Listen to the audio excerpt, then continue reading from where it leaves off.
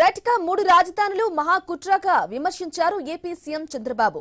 రాజధాని ఏదో చెప్పుకోలేకుండా చేశారని ఆగ్రహం వ్యక్తం చేశారు. విజయవాడ తుమ్మలపల్లి కళాక్షేత్రంలో ఏర్పాటు చేసిన పొట్టి శ్రీరాములు ఆత్మార్పణ సంస్మరణ సభకు హాజరైన సీఎం చంద్రబాబు అక్కడ ఈ వ్యాఖ్యలు చేశారు.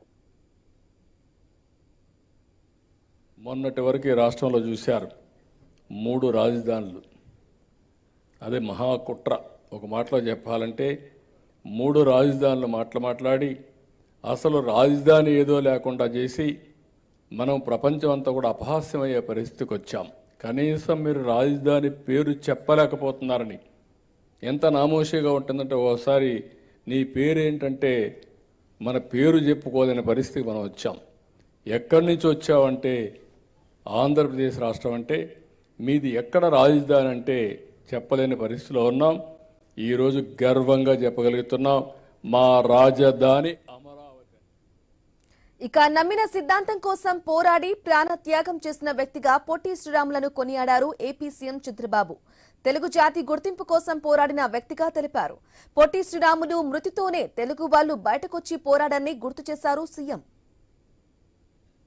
ఈ రోజులు కఠోరమైన నిర్ణయం.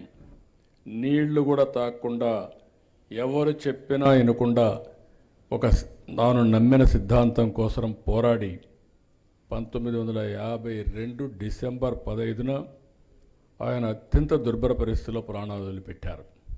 58 అడుగుల విగ్రహం అమరావతిలో మొట్టమొదటి మెమోరియల్ పార్క్, అదే సమయంలో 58 అడుగులు ఎత్తుండే ఏకైక విగ్రహం మొట్టమొదట అమరావతిలో ప్రజా రాజధానిలో వస్తుందని చెప్పి కూడా నేను మీకు తెలియజేస్తున్నా.